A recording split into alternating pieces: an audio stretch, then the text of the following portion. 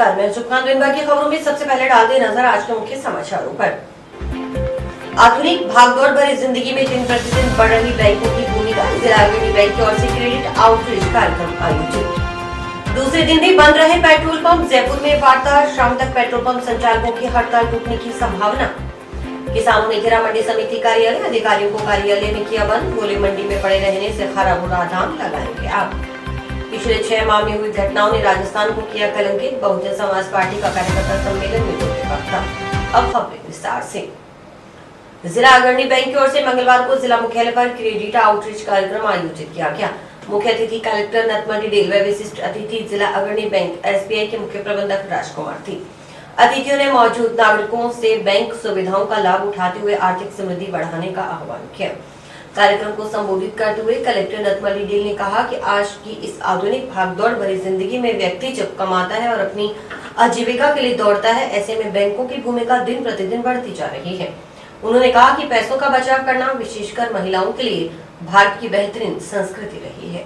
जिला कलेक्टर ने कहा कि इस आउटरीच कार्यक्रम का मुख्य उद्देश्य यही है कि आमजन बैंकों की ओर से दी जाने वाली सुविधाओं के बारे में और अच्छे तरीके से जाने और समझे। अगर किसी प्रकार की समस्या आ रही है तो उसके समाधान का यह कार्यक्रम बेहतरीन मंच है। उन्होंने कहा कि महिलाओं के लिए भी जिले में स्वयं सहायता समूह बन रहे हैं। पिछले 2 सालों से ये प्रक्रिया काफी सक्रिय हो गई है। प्रतिदिन जिले के सभी ब्लॉक में महिलाओं के स्वयं सहायता समूह बन रहे हैं। उनको वित्तीय संबलन प्रदान किया जा रहा है। उसमें सभी बैंकर्स रुचि भी दिखा रहे हैं। राज्य स्तर के अधिकारियों की ओर से भी मॉनिटरिंग की जा रही है। जिला अग्रणी बैंक एसबीआई के मुख्य प्रबंधक राजकुमार ने कहा कि भारत सरकार की ओर से सुनिश्चित किया गया है कि क्रेडिट आउटरीच और सामाजिक सुरक्षा योजना में जनधन खाता धारकों को कवर करना है। उसी कड़ी में भारत सरकार और राज्य स्तरीय बैंकर समिति के तत्वावधान में देश के प्रत्येक जिले में अग्रणी बैंक की ओर से 16 से 30 अक्टूबर तक क्रेडिट आउटरीच कार्यक्रम आयोजित किया जा रहा है। कार्यक्रम का उद्देश्य है कि जिस क्षेत्र में क्रेडिट फ्लो कम हुआ है उन लोगों का ऋण का लाभ पहुंचाया जाए। साथ ही कोविड-19 के कारण अर्थव्यवस्था में आई कमी को सुदृढ़ करने के लिए इस प्रकार के कार्यक्रम की शुरुआत की गई है। इसके तहत जितने भी ऋण वितरित किए गए हैं उनकी समीक्षा 30 अक्टूबर को की जाएगी कि कितने ऋण राज्य के जिलों में वितरित किए गए हैं, कितने लोगों को सामाजिक सुरक्षा योजना के तहत लाभान्वित किया गया है। उन्होंने कहा कि कार्यक्रम का मुख्य उद्देश्य सामाजिक सुरक्षा योजना में जनधन खाता धारकों को कवर किया जाना है। और जो बैंकर्स का सिस्टम है कि व्यक्तियों को उनकी क्रेडिट के अनुसार उनकी जो मार्केट रेटिंग है या भारत सरकार और राज्य सरकार की जो स्कीम्स चलाई जा रही है उसके अनुसार व्यक्तियों को लोन देना, व्यक्तियों को वित्तीय सहायता देना, ये जो मुख्य थीम है उसमें मैं समझता हूँ कि हनुमानगढ़ में एडीएम साहब के नेतृत्व में हमारे सभी बैंक अपना बेहतर कर रहे हैं। और इस आउटरीच कार्यक्रम का भी मुख्य उद्देश्य यही है कि आमजन बैंकों के द्वारा दी जाने वाली सुविधाओं के बारे में और अच्छे तरीके से जाने, समझे। और अगर किसी भी प्रकार की समस्या आ रही है तो चाहे वो ग्राहक के स्तर पे आ रही है कि उसके द्वारा कुछ फॉर्मेलिटीज में कमी है या बैंकों के स्तर पे अगर कुछ प्रशासनिक दृष्टि से या प्रक्रियात्मक अगर किसी प्रकार की प्रॉब्लम आ रही है तो उसके समाधान का एक ये बेहतरीन प्लेटफॉर्म है जो आज लीड बैंक के द्वारा आयोजित किया जाता है। और मैं समझता हूँ कि जिस प्रकार महिलाओं के लिए भी स्पेशली सेल्फ हेल्प ग्रुप जैसे हमारे जिले में बन रहे हैं, पिछले 2 सालों से ही ये प्रक्रिया काफी सक्रिय हो गई है। और प्रतिदिन अपने जिले के सभी ब्लॉक्स में महिलाओं के भी सेल्फ हेल्प ग्रुप बन रहे हैं और उनको जो वित्तीय संबल प्रदान किया जाना है उसमें सभी बैंकर्स अपनी रुचि दिखा रहे हैं। और जो स्टेट लेवल के रिप्रेजेंटेटिव हैं इनके द्वारा भी मॉनिटरिंग की जा रही है। भारत सरकार के द्वारा सुनिश्चित किया गया है कि क्रेडिट आउटरीच और जो सोशल सिक्योरिटी स्कीम्स में जो जितने जनधन खाता धारक है उन सबको कवर करना है।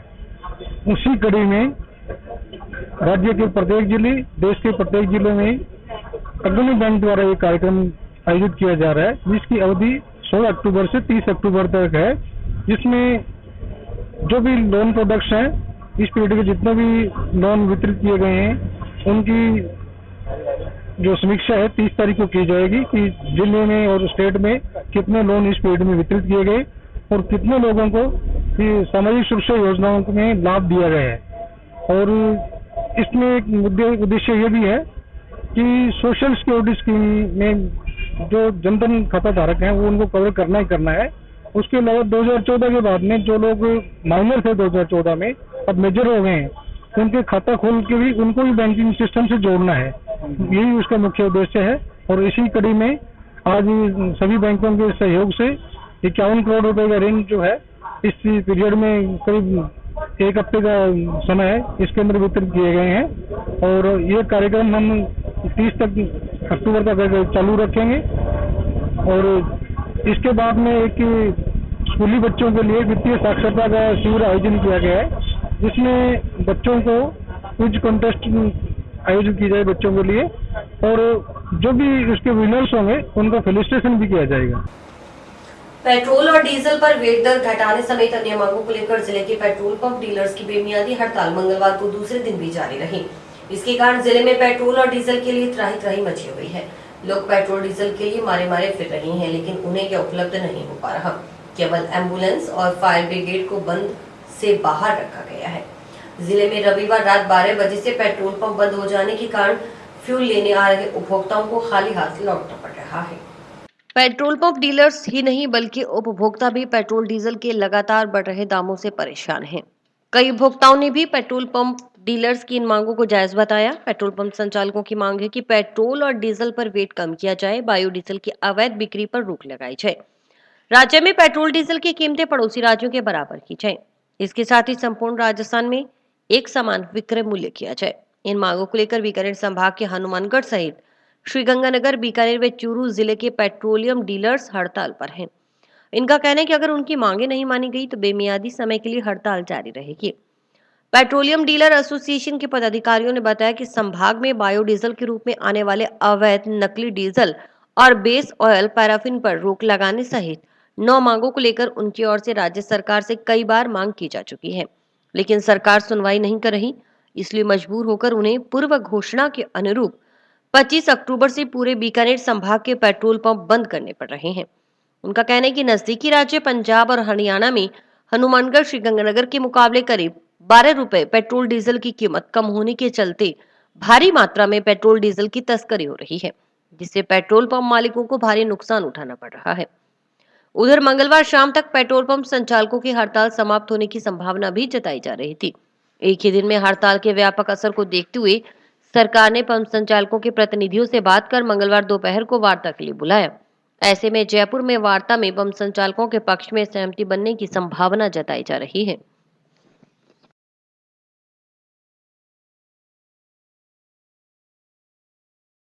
हनुमानगढ़ के अंदर हमारा पंप एसोसिएशन का लगातार दूसरा दिन है हड़ताल पे, और हम जब तक हमारी मांगे पूरी नहीं होती, इन तीनों समस्याओं का समाधान नहीं होता, तब तक ये हड़ताल यूं लगातार जारी रहेगी। हमारी डिमांड है कि पड़ोसी राज्य पंजाब और हरियाणा के समान विक्रय मूल्य की जो दरें हैं वो वैसी की जाए, वेट कम किया जाए राज्य सरकार द्वारा, और जो रोड सेस है उसको कोरोना काल में लागू किया उसको समाप्त किया जाए, हटाया जाए, और बेस ऑयल और इसके नाम पर जो अवैध डीजल की तस्करी हो रही है रेटों के अंतर के कारण, उसको पूर्णतः बंद किया जाए, उस पर रोक लगाई जाए स्थायी।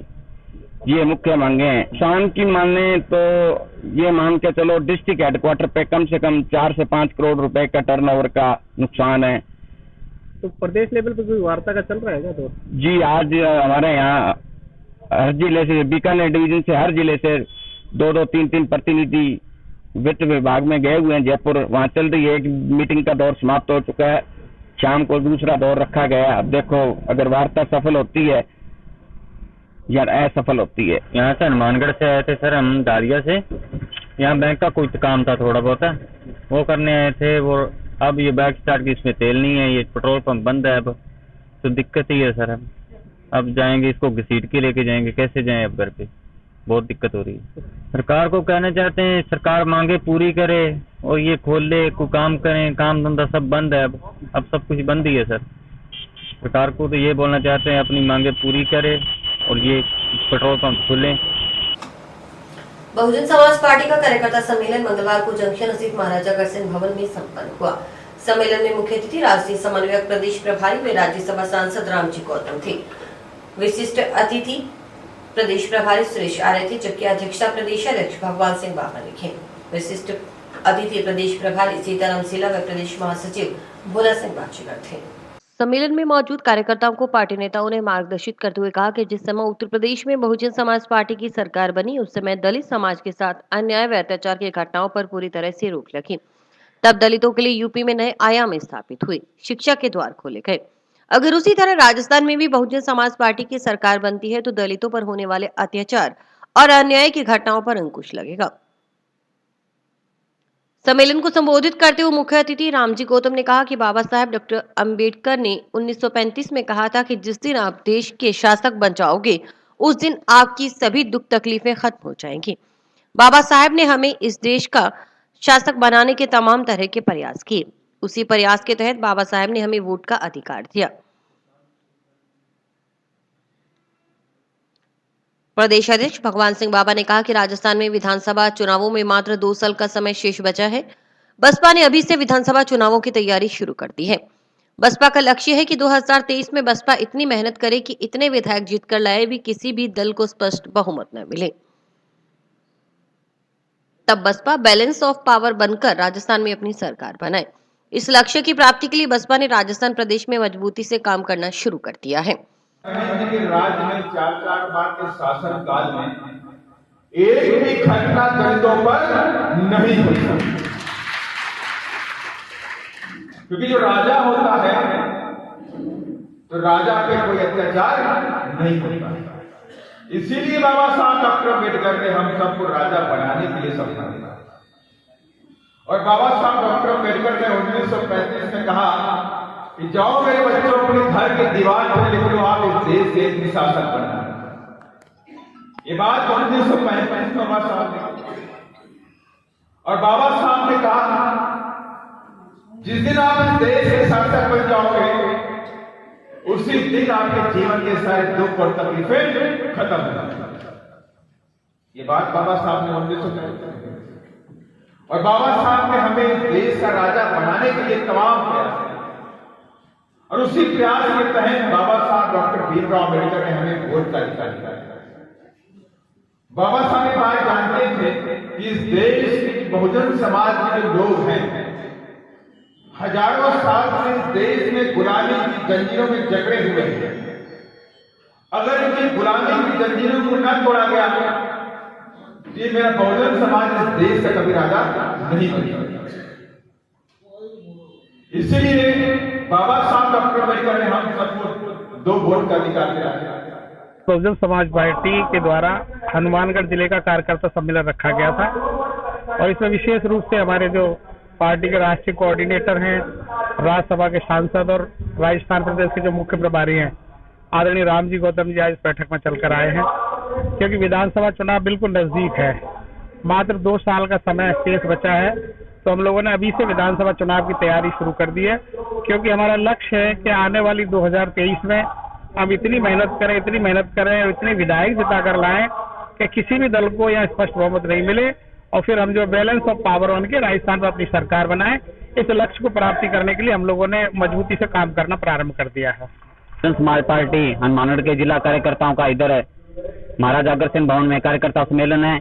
इधर प्रदेश के मुख्य प्रभारी राज्यसभा सांसद आदरणीय रामजी गौतम साहब, प्रदेश के दूसरे प्रभारी आदरणीय सुरेश आर्य जी, प्रदेश अध्यक्ष माननीय भगवान सिंह जी बाबा, आदरणीय सीताराम जी सीला, सभी इधर आए हुए हैं और कार्यकर्ताओं को मार्गदर्शित कर रहे हैं कि जिस तरह से उत्तर प्रदेश के अंदर बहुजन समाज पार्टी की सरकार बनी, उस समय दलित समाज पर अन्याय अत्याचार की घटना पर बिल्कुल ही अंकुश लग चुका था, और वहां पर दलितों के लिए नए आयाम स्थापित हुए, शिक्षा का द्वार खोले थे। उसी तरह अगर राजस्थान के अंदर भी बहुजन समाज पार्टी की सरकार बनती है तो दलितों पर अन्याय अत्याचार नहीं होगा और सभी लोगों को शिक्षा के लिए उच्च व्यवस्था होगी।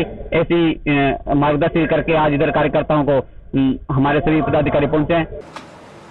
सेंट्रल वेयर हाउस के गोदाम रिलायंस कंपनी को ठेके पर देने के विरोध में संयुक्त किसान मोर्चा हनुमानगढ़ के बैनर तले किसानों मजदूरों का सेंट्रल वेयर हाउस के गेट के सामने मंगलवार को लगातार 7वें दिन बेमियादी पड़ाव जारी रहा। इस दौरान हुई सभा को संबोधित करते हुए वक्ताओं ने कहा कि 20 अक्टूबर से सेंट्रल वेयर हाउस के गोदामों को रिलायंस कंपनी से वापस लेने के लिए वेयर हाउस के गेट के सामने किसानों मजदूरों ने डेरा डाल रखा है, लेकिन सरकार सुनवाई नहीं कर रही। मोर्चा की मांग है कि लगातार अनदेखी की जा रही है। आंदोलन को एक सप्ताह होने के बाद भी सरकार का कोई नुमाइंदा पड़ाव स्थल पर बातचीत करने तक नहीं आया। इस मौके पर वक्ताओं का कहना था कि किसानों का प्रशासन के साथ धान की सरकारी खरीद 25 अक्टूबर से शुरू करने का लिखित समझौता हुआ था। इस बात से भी प्रशासन मुकर रहा है। 25 अक्टूबर निकलने के बाद भी सरकारी खरीद शुरू नहीं की गई। इस कारण किसानों का धान अनाज मंडियों में पड़ा खराब हो रहा है। उसके लिए भी किसानों को संघर्ष करना पड़ रहा है। वक्ताओं ने कहा कि सरकारों की इन नीतियों की वजह से आज किसान और मजदूर सड़कों पर बैठा है, लेकिन कॉरपोरेट घरानों को फायदा पहुंचने में लगाई सरकार टस से मस नहीं हो रही। उन्होंने चेताया कि इन गोदामों को किसी भी सूरत में रिलायंस कंपनी को नहीं देने देंगे और आंदोलन को और तेज किया जाएगा। अब किसान मजदूर आर पार की लड़ाई लड़ने के लिए तैयार हैं। उधर संयुक्त किसान मोर्चा की ओर से सेंट्रल वेयर हाउस के गोदाम रिलायंस कंपनी को 15 साल के लिए ठेके पर देने के खिलाफ आंदोलन को तेज करने का निर्णय लेते हुए मंगलवार शाम को बाजार में मशाल जुलूस निकाला गया। साथ ही 15 नवंबर को किसान मजदूर महापंचायत बुलाने का निर्णय लिया गया। इसमें संयुक्त किसान मोर्चा दिल्ली के नेता भी शामिल होंगे। अपने हनुमानगढ़ शहर में जो प्रशासन द्वारा रिलायंस को सेंट्रल वेयर हाउस के गोदाम ठेके पर दिए जा चुके हैं, उनके विरोध में लगातार पिछले कई दिनों से धरना प्रदर्शन किया जा रहा है वहां पर। और इसी के तहत आने वाली 15 तारीख को महापंचायत का ऐलान किया गया है, जिसमें हनुमानगढ़, गंगानगर और दिल्ली से किसान आगू आ रहे हैं। और उसी के तहत आज रिलायंस के अधिकारी आए हुए थे, तो उनसे जो वार्ता हुई, उन्होंने कहा ये 15 साल के लिए दिया हुआ है, तो हम इस निजीकरण के विरोध में हैं। हमने उनको दो टूक जवाब दे दिया है, हम यहाँ रिलायंस का कोई भी गोदाम खुलने नहीं देंगे।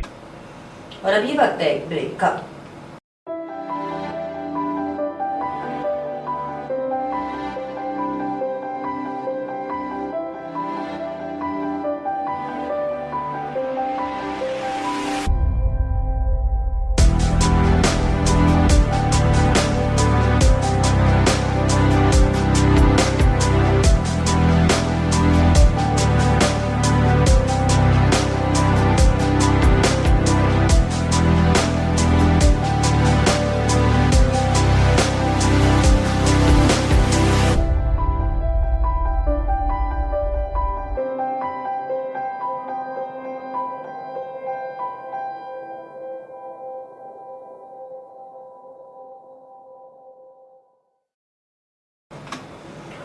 श्रीगंगानगर जिला जूडो संघ की ओर से 3 दिवसीय राज्य स्तरीय जूडो सब जूनियर एवं कैडेट चैंपियनशिप का आयोजन श्रीगंगानगर के एसटीपीजी कॉलेज के ऑडिटोरियम में करवाया जा रहा है। चैंपियनशिप का आगाज गुरुवार को होगा, जो 30 अक्टूबर को संपन्न होगी। इस चैंपियनशिप में हिस्सा लेने वाले खिलाड़ियों के चयन के लिए मंगलवार को हनुमानगढ़ जंक्शन के राजीव गांधी स्टेडियम से जूडो हॉल में 1 दिवसीय जिला स्तरीय जूडो प्रतियोगिता का आयोजन किया गया।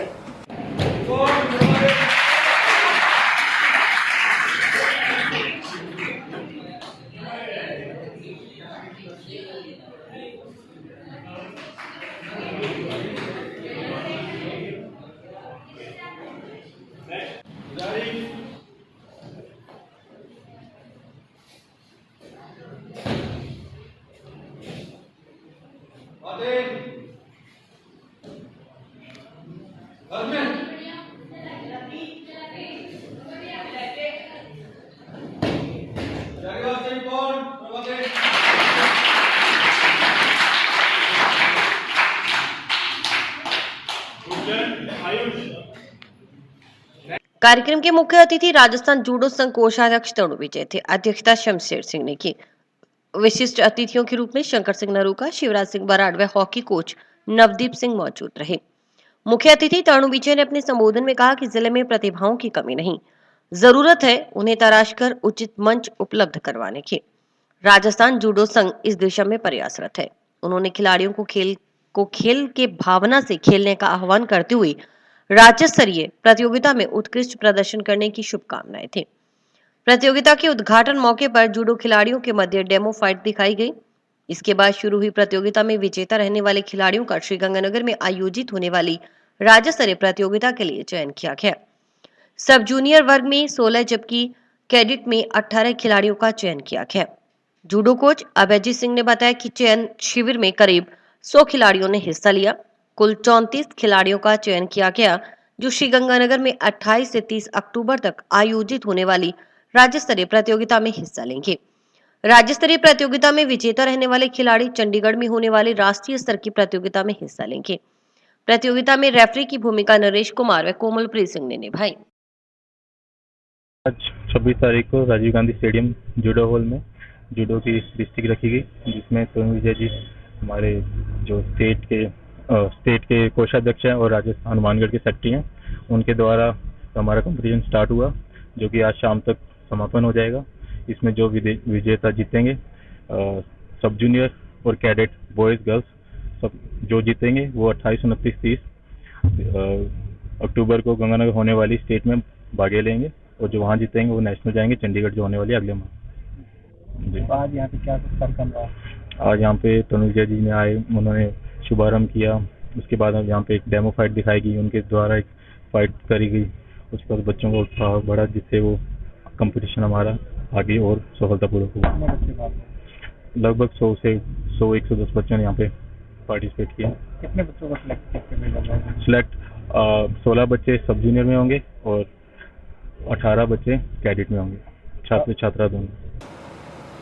धान के न्यूनतम समर्थन मूल्य पर सरकारी खरीद शुरू करने की मांग को लेकर किसानों ने मंगलवार को संयुक्त किसान मोर्चा हनुमानगढ़ के बैनर तले जंक्शन धान मंडी स्थित कृषि उपज मंडी समिति कार्यालय का घेराव किया।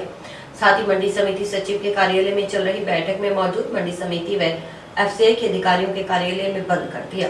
सचिव के कार्यालय के समक्ष किसान धरना देकर बैठ गए और धान की सरकारी खरीद शुरू न होने तक घेराव जारी रखने की चेतावनी थी। इस दौरान किसानों व किसान कार्यकर्ताओं ने प्रशासन व एफसीआई अधिकारियों के खिलाफ नारेबाजी भी की। इस मौके पर वक्ताओं का कहना था कि किसानों का प्रशासन के साथ धान की सरकारी खरीद 25 अक्टूबर से शुरू करने का लिखित समझौता हुआ था। इस बात से भी प्रशासन मुकर रहा है। 25 अक्टूबर निकलने के बाद भी सरकारी खरीद शुरू नहीं की गई। इस कारण किसानों का धान अनाज मंडियों में पड़ा खराब हो रहा है। उसके लिए भी किसानों को संघर्ष करना पड़ रहा है।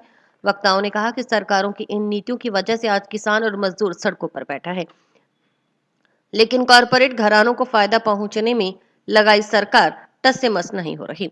उन्होंने चेताया कि इन गोदामों को किसी भी सूरत में रिलायंस कंपनी को नहीं देने देंगे और आंदोलन को और तेज किया जाएगा। अब किसान मजदूर आर पार की लड़ाई लड़ने के लिए तैयार हैं।